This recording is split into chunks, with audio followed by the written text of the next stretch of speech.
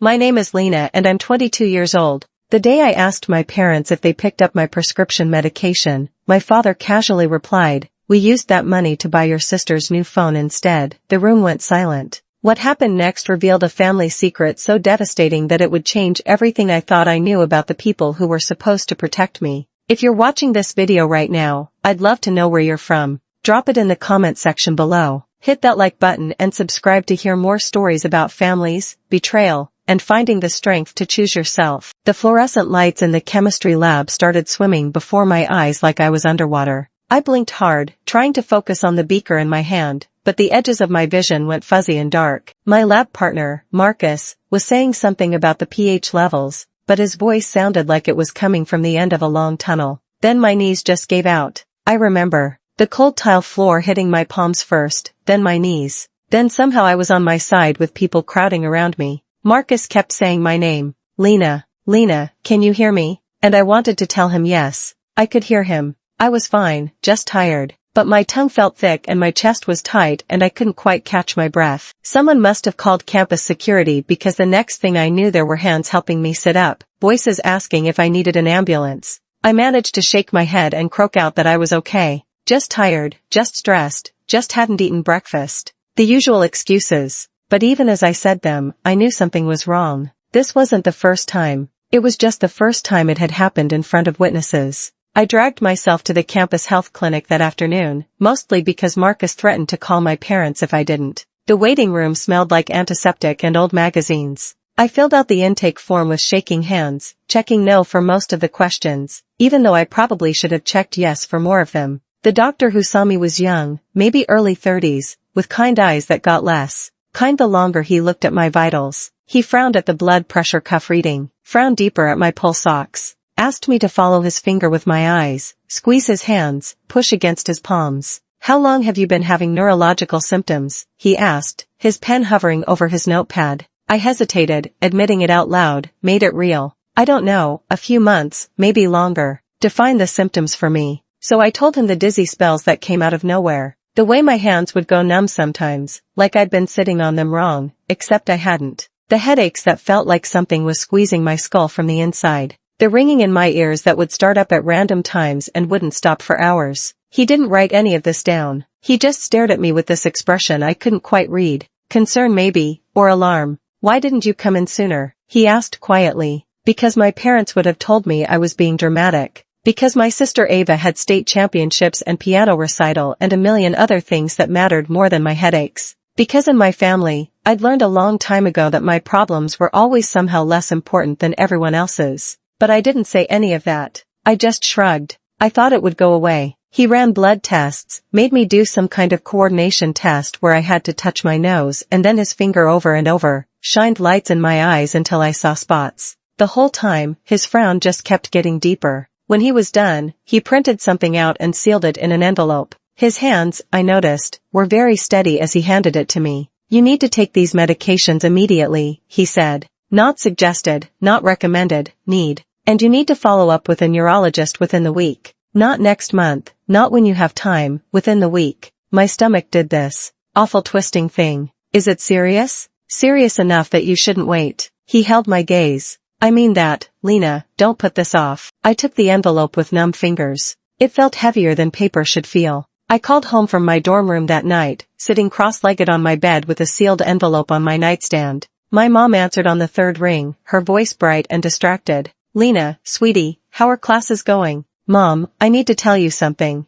My voice came out shakier than I wanted. "I went to the health clinic today. The doctor ran some tests and he's really concerned. He gave me a prescription that I need filled right away. And oh honey, is it just stress? You've always been such a worrier." I closed my eyes. "No, Mom, it's not stress. He said I have neurological symptoms and I need medication immediately and I need to see a specialist within a week." There was a pause. I could hear the TV in the background, some reality show my dad always watched. "Okay," my mom said finally. "We'll pick up the prescription tomorrow. Don't worry about it. Just focus on your studies, okay?" Relief flooded through me. "Really? Thank you." The doctor seemed really serious about it. "Lena, we've got it handled." My dad's voice came through slightly muffled like he leaned over my mom's shoulder. "Don't stress yourself out. We'll take care of everything. You just concentrate on school." Thank you, I whispered. I was really scared. No need to be scared, sweetie. We're your parents. We'll always take care of you.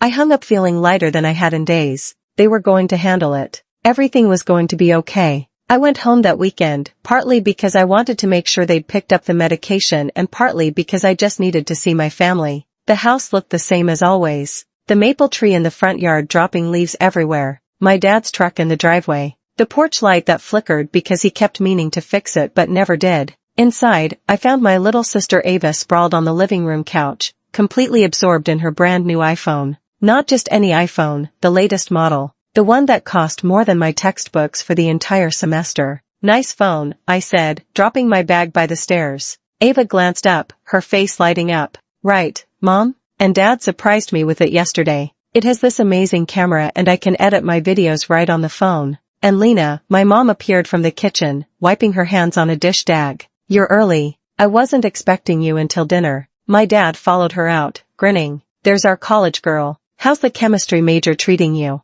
We all settled in the living room and for the next hour I listened to Ava talk about her upcoming school project. Something about a multimedia presentation that required professional-grade equipment which apparently justified the new phone. My parents hung on her every word asking questions, offering suggestions, beaming with pride. I waited for a break in the conversation. Hey, so about my medication. Oh, Lena, not now. My dad waved a hand. Your sister is telling us about her project. I know, but the doctor said it was urgent. Sweetie, you're just overworked. My mom patted my knee absently, her attention still on Ava. College is stressful. You need to relax more. Ava shot me this look. Not quite smug, but close. The look that said, see, I matter more. I'd seen that look my whole life. I tried again at dinner. Did you pick up my prescription? Your sister needs us more right now, my dad said, passing the salad bowl. She's got that big presentation next month. Something cold settled in my chest. But the doctor said, doctors always make things sound worse than they are. My mom interrupted. Remember when Ava had that cold and they said it might be pneumonia? It was just a cold. This is different. Is it though? My dad raised an eyebrow. You've always been a bit dramatic about your health, honey. I put my fork down. My appetite was gone anyway. That night, I woke up gasping for air. My room was dark except for the street light filtering through the curtains. My heart was pounding so hard I could feel it in my throat. My fingers, both hands, were completely numb, like they'd been replaced with blocks of wood. I tried to sit up and the room tilted violently sideways. I grabbed for my nightstand and missed, my numb hands, clumsy and useless. Managed to get myself upright through sheer force of will. Sat there on the edge of my bed, breathing hard, trying not to panic. This was worse than the lab, worse than any of the previous episodes. I needed that medication. Tonight, I stumbled downstairs, one hand on the wall for balance. The kitchen was dark. I flipped on the light and immediately spotted the counter where my mom always put pharmacy pickups. Nothing, just Ava's phone box, some accessories. She'd ordered a stack of mail, no pharmacy bag, no medication.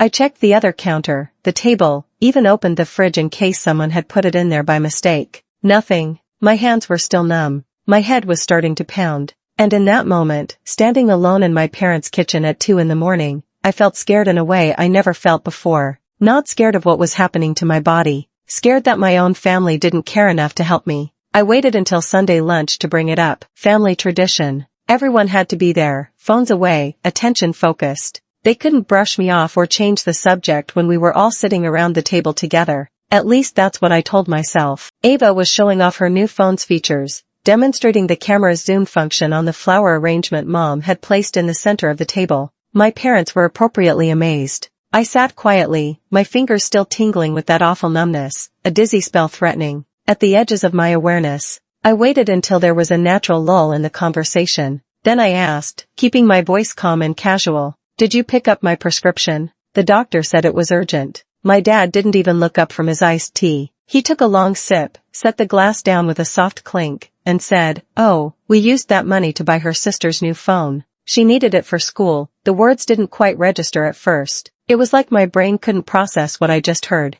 I must have misunderstood. He couldn't have actually just said. Ava was scrolling through her phone, not even pretending to look guilty. If anything, she looked satisfied, vindicated even. My fork paused halfway to my mouth. I set it down carefully like I was defusing a bomb. My pulse was doing that pounding thing again, loud in my ears. "You used the medication money," I said slowly, "to buy a phone." Lena, don't start. My mom's voice had that warning edge. The tone she used when she thought I was about to make a scene. Don't start what? Asking about medication a doctor said I needed immediately. The phone was important. My dad said, finally meeting my eyes. Ava's presentation is 30% of her grade. She needed professional equipment. I stared at him, at this man who taught me to ride a bike, who came to my 6th grade science fair, who used to call me his smart girl. And I didn't recognize him at all. Right, I said. My voice sounded distant, like it was coming from someone else. Then I guess you didn't read the warning label the pharmacist sent. My mom's hand froze with her fork halfway to her mouth. Warning label? Her voice cracked just slightly, just enough for me to catch it.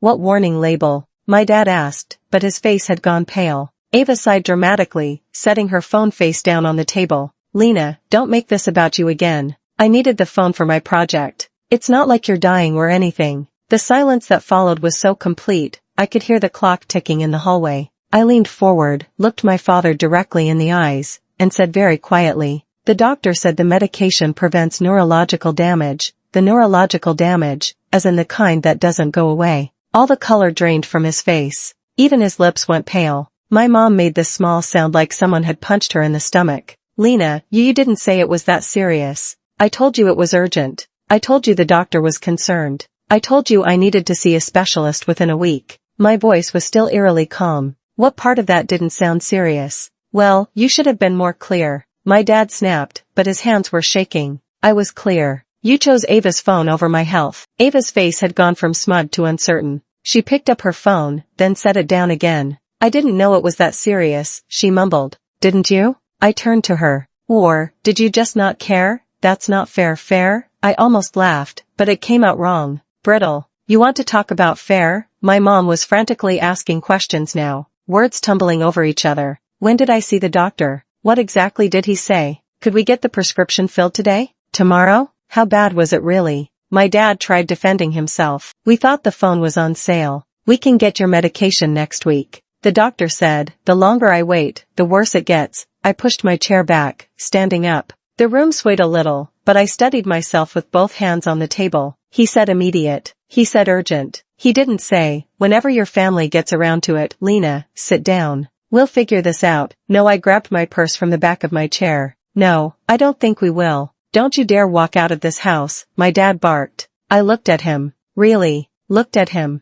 This man who is supposed to protect me, who is supposed to put my well-being before a phone, before his pride, before anything. If anything happens to me, I said softly, remember this moment. Remember that you had a choice. I walked toward the front door. My mom was calling my name. My dad was standing up, chair scraping loudly. Ava was saying something about not being dramatic, but I didn't look back. I couldn't. If I looked back, I might stay. And if I stayed, I might forgive them before they deserved it. I drove back to campus with my hands gripping the steering wheel so tight my knuckles went white. My phone buzzed repeatedly. Mom, Dad, even Ava. I ignored all of them. The numbness in my fingers was spreading up my wrists now. The dizzy spell was getting worse. I pulled into the first urgent care clinic I could find. The waiting room was mostly empty on a Sunday evening. I checked in with a receptionist who barely looked up from her computer, then sat in one of those uncomfortable plastic chairs and tried not to think about the fact that I had just walked out on my family,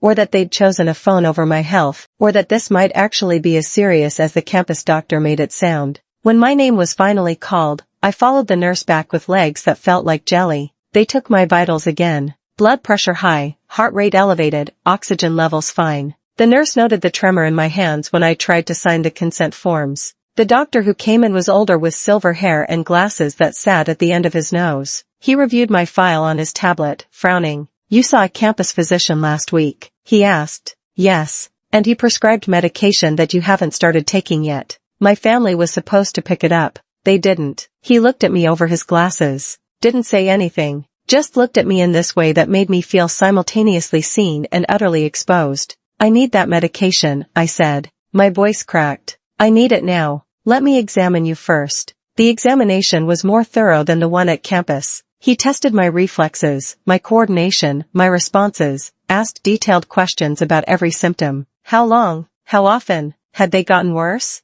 Did anything trigger them? When he was done, he sat back and crossed his arms. I'd like to access your previous medical records. Do I have your permission? Sure. I mean, there's not much. I'm pretty healthy usually. He tapped his tablet for several long minutes while I sat there picking at my thumbnail. Then his frown deepened. That's odd, he murmured. What? You're missing several years of medical data, records from when you were. He checked the screen. Approximately 12 to 16 years old. There's a gap. My stomach dropped. What do you mean a gap? I mean, your pediatric records stop abruptly at age 12, then don't resume until you were 17. For years of nothing. He looked at me. Do you know why that would be? No. I don't remember being sick during that time. I mean, I had the usual stuff, colds, flu, but nothing serious. Has someone been altering your medical file? The question hit me, like cold water. What? No. Who would? Why would anyone do that? He showed me his screen, though I couldn't make sense of most of it. These access logs show your file was opened multiple times from an administrative account. Changes were made to your patient history. Specifically, several diagnostic codes were removed.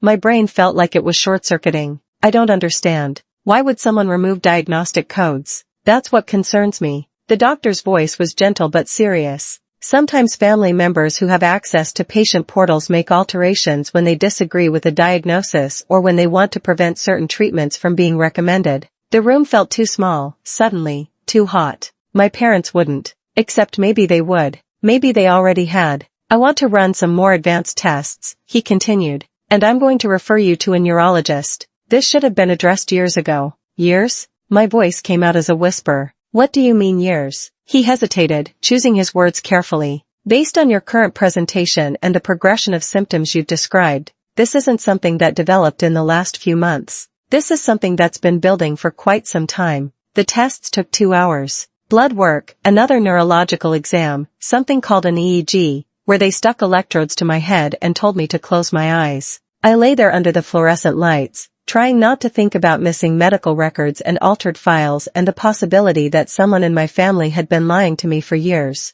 When it was over, the doctor wrote me a prescription, the same one the campus doctor had prescribed, and handed it to me with very specific instructions. Take this twice daily. Don't skip doses. Don't wait. And see this neurologist. He handed me a referral card. I'm marking this as urgent. How urgent? I'm noting on your file that you should be seen within 72 hours. If they can't accommodate that, call me directly. He wrote his cell number on the back of the card. Doctors don't give out their cell numbers for minor issues. I walked out of the clinic with prescriptions clutched in my hand and got them filled at the 24-hour pharmacy next door. Stood there under the harsh lights watching the pharmacist count out pills into an orange bottle and felt something fundamental shift inside me. This was real. This was happening. And for some reason I didn't understand yet, someone had tried to hide it from me. My phone had been buzzing. Non-stop. I finally looked at it while waiting for my prescription. 17 missed calls. 32 text messages. Most were for my mom. Please call us. We're worried. Come home so we can talk. Don't be upset. We can fix this. A few from my dad. This is ridiculous. Stop overreacting. Call your mother. And one from Ava. Why are you being like this? It's just a phone. I stared at that last one for a long moment. Then I opened a new message to my mom. I'm not coming home tonight. Her response was immediate. Where are you? We need to talk. I'm getting my medication. The medication you were supposed to get for me. Lena, please come home. We need to talk about something important. My fingers hesitated over the keyboard. Something important. What could possibly be more important than the fact that they'd prioritized a phone over medication their daughter desperately needed? I'm not ready to talk to you. I typed back. My dad's text came through seconds later. Please don't involve outsiders in family business. Outsiders. He meant doctors, medical professionals who were actually taking my condition seriously. I didn't respond to that one. I picked up my medication, took the first dose right there in the pharmacy, and drove to the one person I thought might actually tell me the truth. My Aunt Linda, my mom's older sister. She lived about 20 minutes from campus in a small ranch house with a garden that always smelled like lavender. She opened the door in her bathrobe, took one look at my face, and pulled me inside without a word. I'll make tea, she said. We sat at her kitchen table, her in her bathrobe, me still in the clothes I'd worn to Sunday lunch that now felt like a lifetime ago. She set a mug of chamomile in front of me and waited. I told her everything. The fainting spell, the campus doctor, the prescription my parents never filled, the urgent care visit, the missing medical records. She didn't look surprised. That's what got me. The complete lack of surprise on her face. You knew, I said flatly. You knew something was wrong. Aunt Linda wrapped her hands around her own mug and sighed. I didn't know about the current medication. Your mother hasn't told me much lately, but she paused, seeming to wrestle with something. Lena, there are things about your family's finances that you don't know. What things? Do you remember when Ava started at that expensive music academy when she was 14? Yeah. Mom and Dad said it was an investment in her future. It was, but that money had to come from somewhere. Aunt Linda looked at me steadily. It came from medical savings they'd set aside for you. The mug slipped in my hands.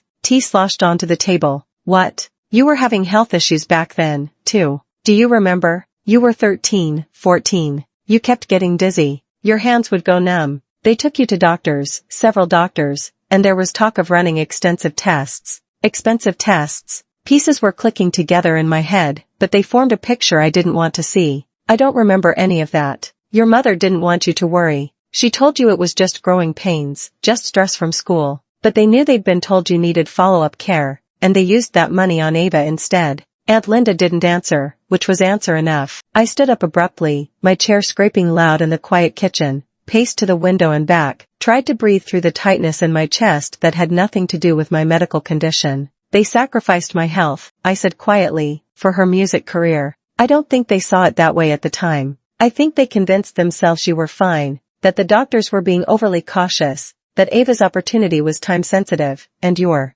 medical issues could wait. But they couldn't wait. That doctor today said, "This has been building for years." I know, honey. I know. A memory surfaced, hazy and fragmented. I was maybe 14, lying in a hospital bed, the lights too bright. My mom was crying. I remembered her saying something. What was it? Something about how I could know something. She can't know. She's too young. What couldn't I know? I asked aloud. Aunt Linda's expression shifted, became guarded. What do you mean? I just remembered something. Being in a hospital. Mom was crying and she said I couldn't know something because I was too young. What was she talking about? My aunt was quiet for a long time. When she finally spoke, her voice was careful. You should ask your parents about that. I'm asking you, Lena, please. I was begging now. Please just tell me the truth. What don't I know? She closed her eyes briefly, then opened them and looked at me with something like grief. When you were 14, you were diagnosed with a rare condition. I don't remember the exact name, something neurological. The doctors wanted to start treatment immediately. Medication, monitoring, lifestyle changes. It was expensive, long-term expensive. The kitchen felt airless. And my parents said no. They said they needed time to think about it, to get second opinions, to understand all the options. Her voice was bitter now, but what they really wanted was time to figure out how to afford Ava's music school. And by the time they'd made that decision, they were too ashamed to tell you the truth about why they delayed your treatment. So they just pretended it never happened. They convinced themselves you were fine, that the symptoms had gone away, that the doctors had been wrong, but I wasn't fine. My voice broke. I'm still not fine. Aunt Linda stood and pulled me into a hug. I let myself collapse against her, shaking with anger and grief and betrayal. Why didn't you tell me? I whispered against her shoulder. I tried talking to your mother multiple times. She said they were handling it, that they knew what was best for you. She pulled back, hands on my shoulders. I am sorry. I should have done more. My phone buzzed again.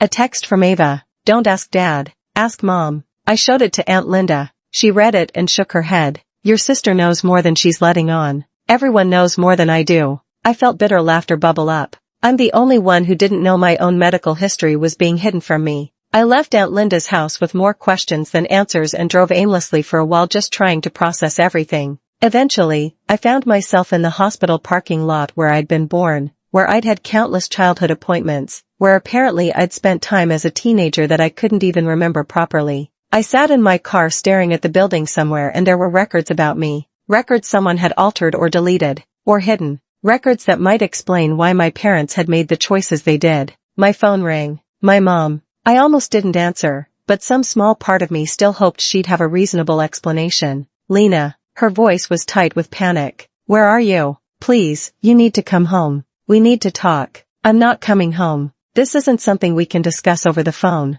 Then I guess we're not discussing it. I was surprised by how steady my voice sounded. You don't understand. There are things you don't know. That's the problem, Mom. There are a lot of things I don't know. Things you deliberately kept from me. Things you and Dad decided I wasn't allowed to know. Silence, then quietly. Who have you been talking to? Does it matter? Linda, not a question, an accusation. She told you. She told me enough. Told me that when I was 14, I had a diagnosis that you ignored. That you used money meant for my medical care to pay for AA's music school. That you've been lying to me for years. It's not that simple. It seems pretty simple to me. Please just come home so we can explain. No. I hung up. My hands were shaking again, but this time it wasn't just the medical symptoms. It was rage. Pure clean rage. I got out of my car and walked into the hospital. The records department was on the second floor, past the cafeteria, and through a maze of corridors that all looked identical. I found it finally, a small office with a counter and a middle-aged woman typing away at a computer.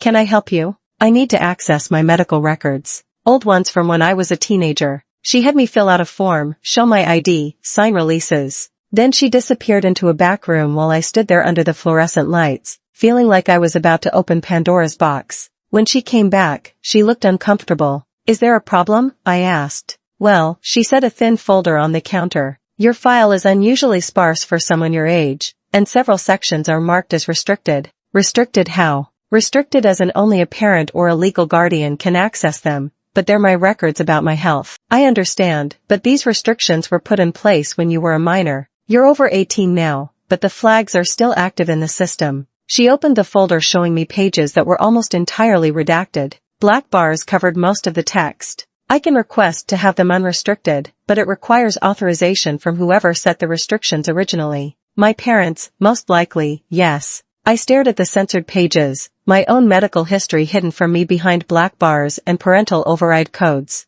Can you at least tell me what years these restrictions cover? She checked her computer. Ages 12 through 16 for years. The same gap the urgent care doctor had noticed. That's very unusual, the receptionist added, clearly uncomfortable with the whole situation. Most parents don't restrict access to routine medical records. What about appointment history? Can you tell me if I had appointments during those years, even if you can't tell me what they were for? She hesitated, then typed something. Her eyebrows went up. Oh, yes. Quite a few appointments, actually. Multiple specialists, neurology, definitely. Some with. She squinted at the screen. Looks like a genetic counselor. My heart was pounding again. A genetic counselor? Why would I see a genetic counselor? I can't access the notes. I'm sorry. What about the pharmacy? Can you see what prescriptions were written? More typing, more uncomfortable frowning. There were several prescriptions written during that time period, but they were all cancelled or never filled. All of them, according to this, yes, someone with parental portal access marked them as patient declined or family requested alternative treatment,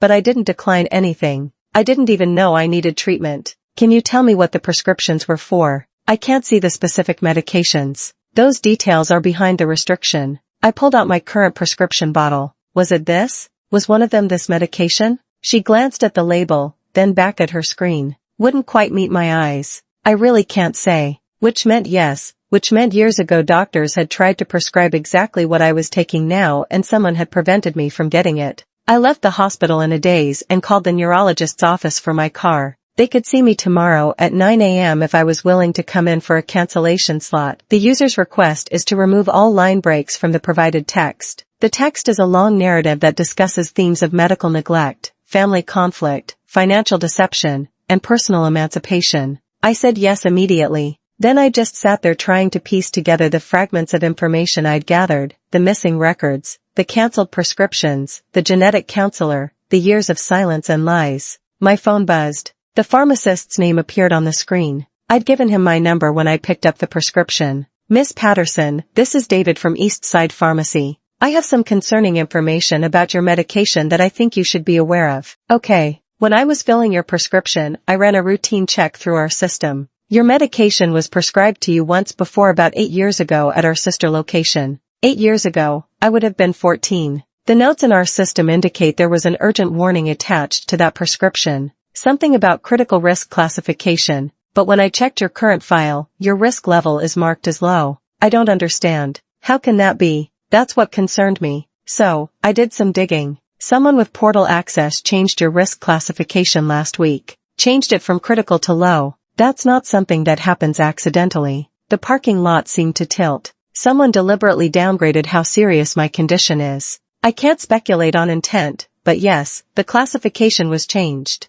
And because of that change, your current prescription wasn't flagged as urgent when your parents picked up the. He paused. Wait, did you say your parents didn't pick this up? They never went to the pharmacy. Oh no, Miss Patterson. When someone with portal access changes a risk classification and then doesn't pick up a critical medication, that raises serious red flags. I think you need to document this. This might be medical neglect. Medical neglect. The words hung in the air like smoke. Who changed my classification? The access log shows it was done from your father's portal account. I don't remember driving back to campus. 1 minute I was in the hospital parking lot. The next I was sitting in my dorm room staring at my laptop screen. I logged into my patient portal, something I'd barely ever used because my parents always handled medical stuff for me. Created a new password because I'd forgotten the old one. Waited for the verification email. When I finally got in, I went straight to the activity log. My father's account had accessed my file 6 times in the last month. Each time he'd made changes, removed flags, downgraded urgency markers, edited symptom notes I'd entered. One entry showed he'd actually changed my reported symptoms from severe and worsening to mild and intermittent. He'd literally rewritten my medical history to make me seem less sick than I was. A memory surfaced, sharp and clear this time. I was maybe 15, sitting on the edge of a hospital bed. A doctor, a woman with kind eyes, was talking to my parents in the hallway. I couldn't hear what they were saying, but I could see my father's face, angry, defensive. My mother was crying. Then my father came back in and said, "Get dressed. We're leaving, the doctor doesn't know what she's talking about." We left. I don't remember ever going back, but I must have because my file said I had multiple appointments over the next year. Appointments I have almost no memory of. What else had they hidden from me? What else had they convinced me didn't happen? My phone rang again. Mom, I answered this time, but I didn't speak. Lena, her voice was raw, like she'd been crying. "Please, we need to talk in person. There are things you need to understand." I understand plenty. I understand that you and Dad have been lying to me for years. That you used money meant for my healthcare on Ava. That Dad has been accessing my medical files and changing them to make me seem less sick. Silence. Long enough that I thought she'd hung up. "How did you find out?" She whispered finally. "Does it matter? It's true, isn't it?" "It's not. It's more complicated than that. Try me. I've got time." "Not over the phone. Please come home." "Why?" "So you can gaslight me in person. So I can explain why we made the choices we did." "You mean why you chose AO over me? Why you gambled with my health, so she could have music lessons?" That's not. Her voice broke. "Lena, there are things about our family you don't know. Medical things. Things we were trying to protect you from. That stopped me." "What medical things?" "I can't not like this. Please just come home or let me come to you. But we can't talk about this over the phone. Give me one good reason why I should believe anything you say because I'm your mother and despite what you think right now, I love you. I've always loved you." Funny way of showing it. I hung up, but her words stuck with me. Medical things about our family, things they were trying to protect me from. I thought about the genetic counselor, about the way the hospital receptionist had looked uncomfortable when she saw my file, about the urgency in that campus doctor's voice. What exactly did I have? What had I always had that no one would name? I texted Ava. "What do you know about my medical condition?" She didn't respond for 10 minutes. "Then I don't want to get involved." "You're already involved." "What did you mean earlier when you said not to ask Dad?" Another long pause. "Mom knows more than him about the tests. About what they found when you were younger." "What tests? What did they find?" "I don't know the details. I just know it's genetic." And Mom was scared. "Genetic? How?" "I really don't want to talk about this. Ava, I heard them fighting once when you were in the hospital that time. Mom wanted to tell you everything and Dad said you were too young and it would just scare you and maybe you'd grow out of it and I'm not going to grow out of a genetic condition." I know that now, okay. But I was like 12 and I didn't understand what they were talking about and I just wanted everyone to stop yelling. I stared at my phone and my little sister's panicked texts and felt something soften slightly. She'd been a kid, too. She'd been kept in the dark almost as much as I had. "What else do you remember?" I typed just that they were scared. Really scared. And after that, they started acting like everything was fine, like nothing was wrong. "And you seemed okay." "So, I thought maybe it was fine." "It's not fine. I know. I'm sorry. I'm really, really sorry." That night, I barely slept. I kept thinking about genetic conditions, about hidden diagnosis, about parents who love their children but made terrible choices. Anyway, the neurologist's office called at 8 a.m. Could I come in early? They'd had another cancellation and the doctor wanted to see me as soon as possible. I was there by 8:30. The neurologist was a woman in her 50s with gray streaked hair and steady hands. Dr. Sarah Chun, according to her name tag. She reviewed my files, both the current ones and whatever records she'd been able to access from my past for a long time before speaking. Lena, she said, finally, I need you to be completely honest with me. What do you know about your family medical history? Apparently nothing. That's why I'm here. She pulled up images on her computer. Brain scans. I realized MRIs. These are from 5 years ago. Did you know you had these done? I stared at the images. No. And these are from last week. She put them side by side. Even to my untrained eye, I could see the difference. Something in the second image that wasn't in the first. Something that looked wrong. What is that? My voice came out horsero. That Dr. Chin said gently is inflammation. Progressive neurological inflammation that should have been treated 5 years ago when it first appeared. The room seemed to narrow to just her face, her steady eyes, her careful expression. What happens if it's not treated? I asked. Let's focus on getting you treated now. That's not an answer, she sighed. Untreated, this type of inflammation can cause permanent damage, motor function impairment, sensory issues. In severe cases, seizures.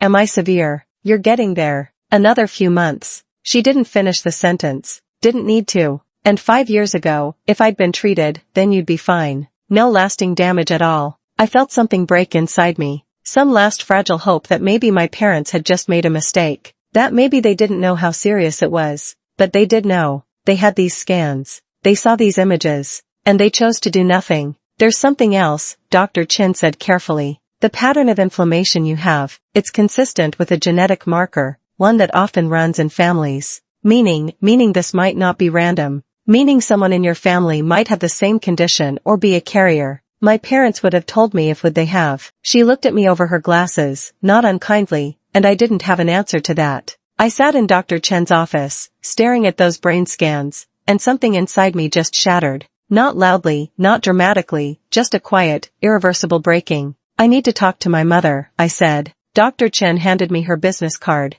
Call me if you need anything. And Lena, start the medication today. Don't wait another hour. I drove to my mother's workplace, a dental office where she worked as a receptionist. I texted her from the parking lot. Come outside now. She appeared 3 minutes later, pale and trembling, her work badge still clipped to her cardigan. She walked toward my car like she was approaching a bomb that might detonate. I got out, stood there with my arms crossed, waited. Lena, I don't. My voice was flat, dead. Just tell me the truth, all of it. She looked around the parking lot, checking if anyone could hear us. Then she grabbed my wrist, not roughly, but desperately, and pulled me toward the side of the building where the dumpsters were, private, hidden. I begged your father not to do it, she whispered. Her eyes were already red, already filling with tears. When you were 14 and the doctor said you needed treatment, I begged him. I said we couldn't wait, but he said we couldn't risk everything for something that might be serious, might be. I pulled my wrist away. The scans were right there. The diagnosis was clear. He convinced me it could wait, that we could see if it got worse, that maybe you'd outgrow it. She was crying now,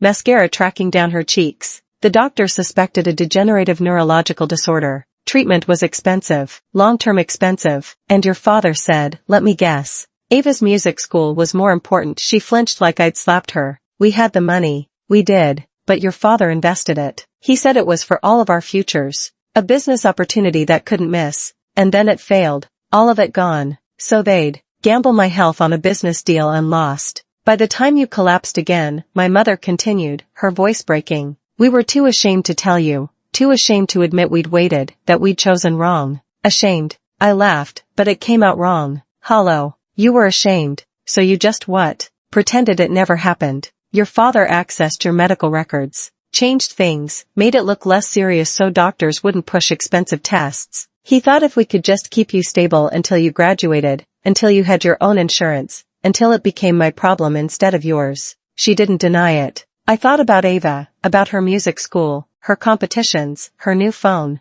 Does Ava know about all of this? She overheard us fighting years ago. She knows you had a condition we didn't treat. She's been terrified you'd find out and blame her. I don't blame her. She was a kid. I looked at my mother, really looked at her, at this woman who'd packed my lunches and braided my hair and tucked me in at night. I blame you. And Dad, you had a choice. Every single day for years, you had a choice. Please don't leave. She reached for me again. We can fix this. We'll pay for everything now. Whatever you need. You can't fix 10 years of silence. I stepped back. You can't undamage my brain. You can't give me back the years I could have been healthy. Lena, no. I turned toward my car. You chose her every time. Every single time. And now I'm choosing me. I drove away while she stood there crying in the parking lot. I was almost back to campus when Ava called. I almost didn't answer, but something made me pick up. Lena. Her voice was small, scared. Mom just called me. She's really upset. Good. Don't. Leave, please.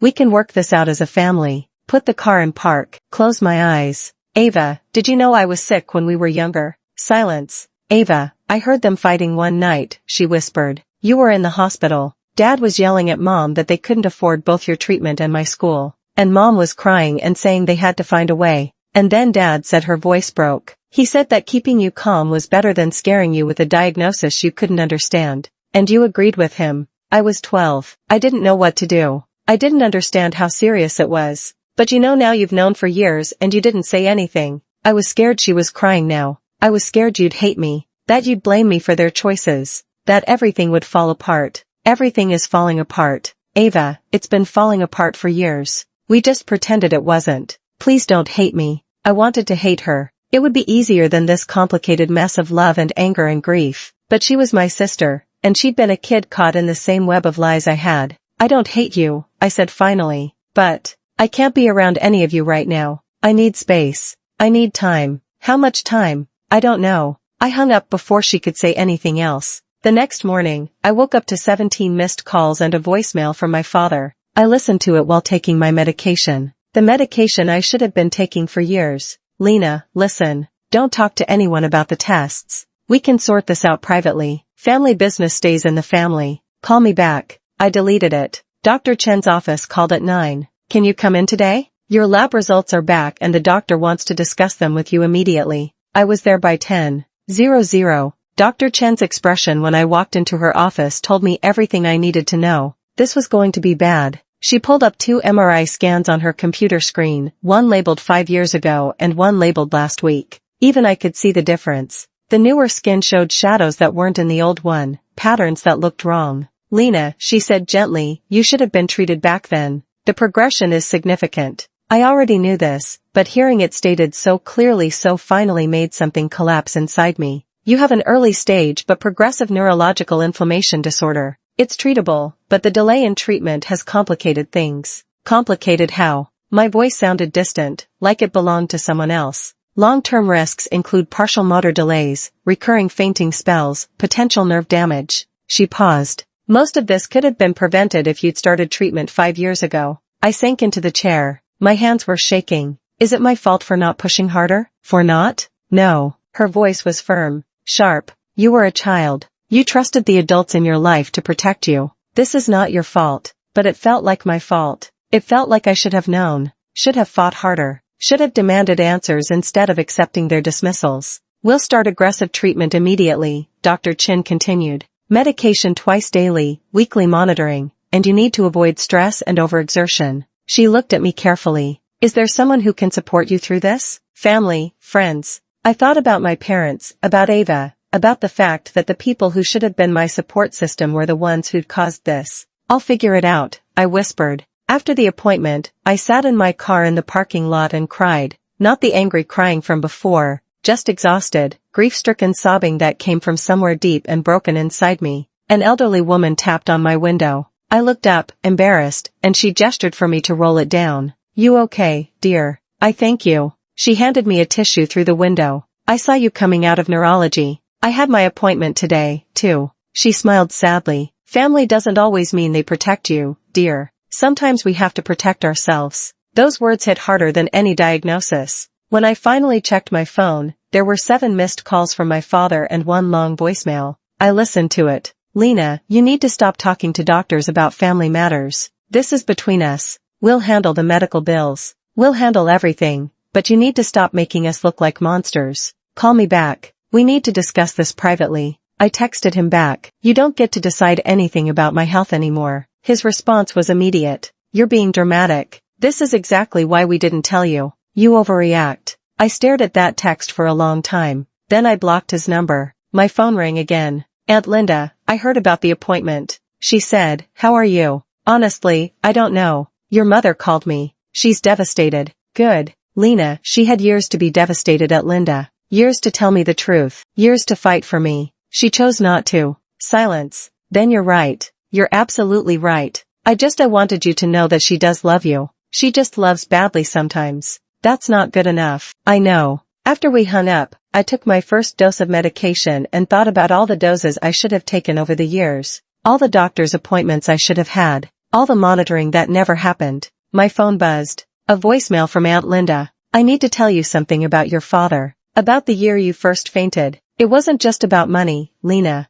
There's more to the story. Call me when you're ready. My hand started shaking again, but this time from fear. I drove to Aunt Linda's house that evening. She opened the door with red eyes like she'd been crying. I should have told you this years ago, she said. We sat at her kitchen table. She made tea neither of us drank. The year you first collapsed, she began. Your father was in serious financial trouble, gambling debts. He'd been hiding it from everyone, even your mother. When your medical bills came, he panicked. Gambling. I'd never seen my father gamble. Not once. Online poker, sports betting. It started small, then spiraled. By the time you needed treatment, he owed more than $50,000 to some very serious people. The room tilted slightly. He gambled away my treatment money. The treatment fund was the last liquid asset he had. If he used it, the bank would have seized the house. We would have lost everything. She looked at me with devastation in her eyes. He chose the house. He chose protecting his image. He chose anything except you. I couldn't breathe, couldn't think. My father, the man who taught me to ride a bike, who came to my science fairs, had literally gambled my health away. Your mother stayed silent because she was terrified. If she exposed the truth, the family would collapse. Ava's life would change drastically. And she convinced herself that maybe you'd be okay without treatment. That maybe the doctors were wrong. But they weren't wrong. No, they weren't. Aunt Linda stood and retrieved an old envelope from a drawer, handed it to me with shaking hands. This came to the house 8 years ago. Your father intercepted it before your mother could see it. I opened the envelope. Inside was a letter from a specialist. Immediate treatment recommended for patient Lena Patterson. Delaying further may cause long-term neurological damage. Please contact our office to schedule treatment within 72 hours. The date on the letter was from when I was 15. He hid this. I said flatly. He hid everything. And he told everyone, family, friends, neighbors, that you were exaggerating, that you were overdramatic, that there was nothing really wrong with you. Aunt Linda's voice shook with anger. He destroyed your credibility so no one would take your symptoms seriously. I left Aunt Linda's house in a daze and drove straight to Ava's school. She was at some evening rehearsal.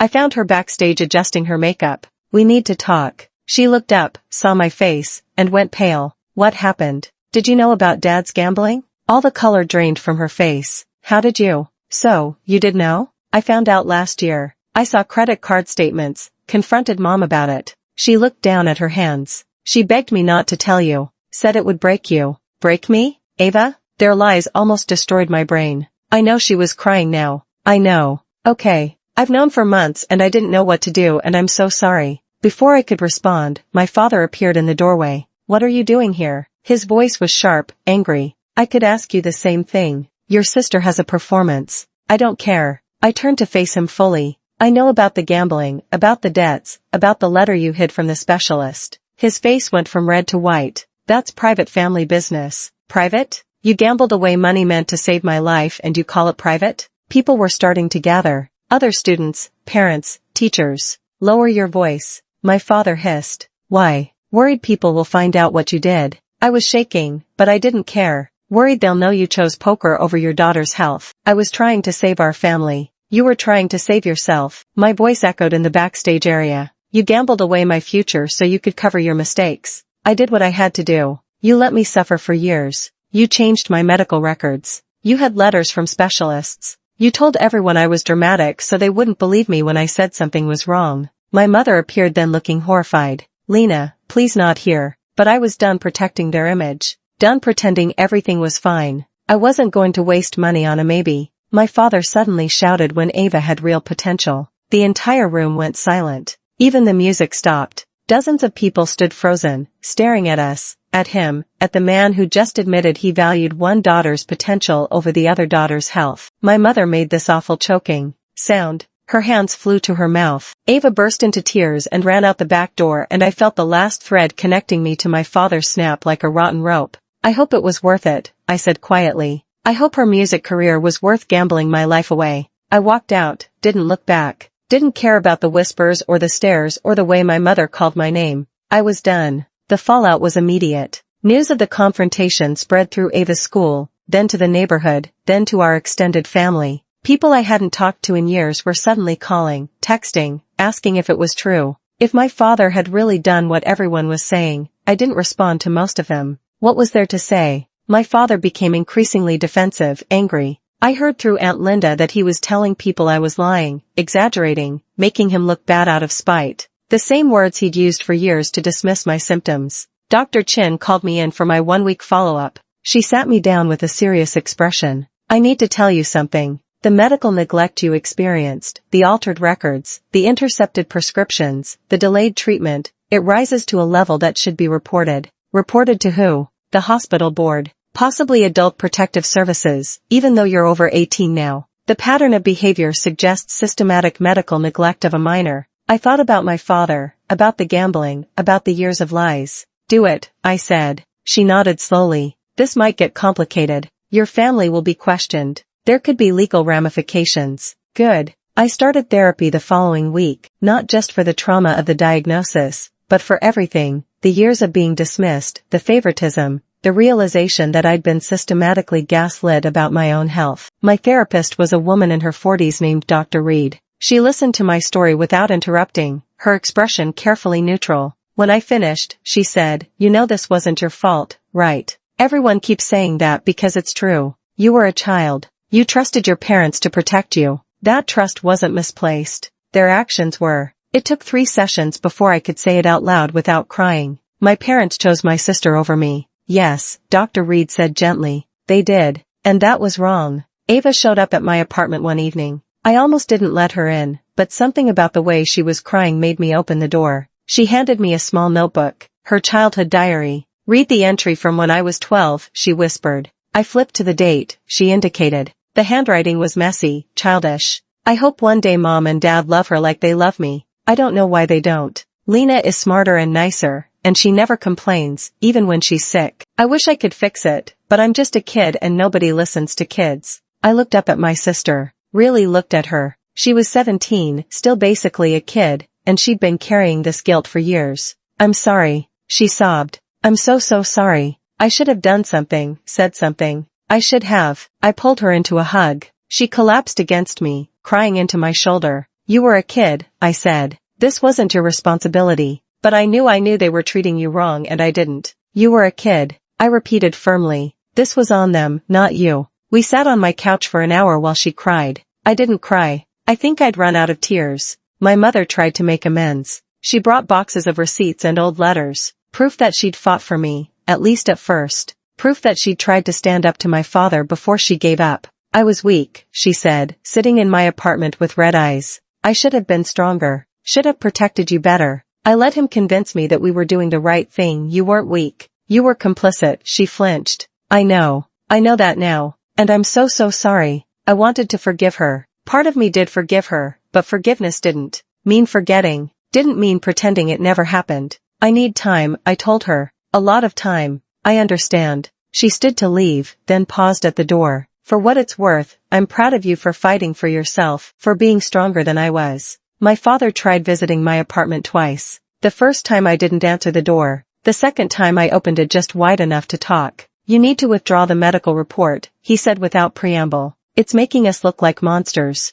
"You are monsters. We did what we thought was best. You gambled away my treatment money. You hid letters from specialists. You altered my medical records to make me seem less sick. You told everyone I was dramatic so they wouldn't believe me." I looked him in the eye. "Those aren't the actions of someone doing their best. Those are the actions of a coward. How dare you? You abandoned your responsibility as a father long before I abandoned you as a daughter." I started to close the door. "We're done here, Lena." I closed the door, locked it, stood there listening to him knock and call my name for 5 minutes before he finally left. I didn't cry. I didn't feel sad. I just felt free. 3 weeks later, Dr. Chin called with good news. "Your latest scans show improvement. The inflammation is responding to treatment. You came just in time, Lena. Just in time. After years of being too late, but I take it." I signed a lease for my own apartment near campus. Nothing fancy, just a small one-bedroom with decent light and enough space for me to breathe. For the first time in my life, I felt like I controlled my own future, my own health, my own choices. I set up my medication station on the kitchen counter. Pill organizer, water bottle, alarm on my phone. This was my routine now. My responsibility, and I wouldn't let anyone take it from me again. Ava helped me move in. We didn't talk much, but we didn't need to. She was trying. That was enough for now. My mother came by once bringing groceries and cleaning supplies. She didn't stay long. Just helped me unpack the kitchen, hugged me carefully, and left. My father didn't come at all. I didn't expect him to. That night, I sat at my desk in my new apartment. The medication bottle sat beside my laptop. I opened a new document and started writing. They chose not to save me, so I chose myself. And this time I'm not apologizing for it. I turned off the lamp and sat in the darkness of my new home, feeling something I hadn't felt in years. Peace, not happiness, not yet. Maybe not for a long time, but peace. And for now, that was enough. Have you ever had to choose between forgiving family and protecting yourself? And if you did, do you think you made the right choice? Like and subscribe for more stories about the complicated truth of family bonds.